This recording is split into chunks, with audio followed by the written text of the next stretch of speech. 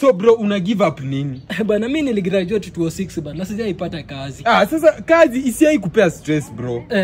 Unaweza make it baadaye. Kwani ulifanya course gani wewe? Mimi nilisoma criminology. Criminology? Sasa angalia huyu.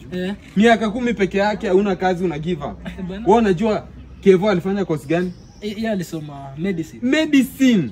Na sasa anafanya kazi gani? Sasa ni daktari. Daktari mgani? Huyu jamaa si anakuwa kwa matatu, yeye ndio pastor wa matatu kutoka Nairobi. Na unaona venye anaua maluku. Haya wachana tunaenda mbali. Wekesa huyo hapa. Anafanya kazi gani Nairobi? Alisema ni engineering. Engineering? Engineering gani? Huyu jamaa ni maid. Maid. Jioni inafika anakuja na masuti, December ikikufika anakuja na masuti ushago anawadanganya yeye ni engineer. Hiyo ni maid Nairobi. Bro, usiai give up no matter what. Endelea kutafuta kazi bro. Sawa sawa. Na wewe uligraduate unafanya nini? Wewe unafanya nini?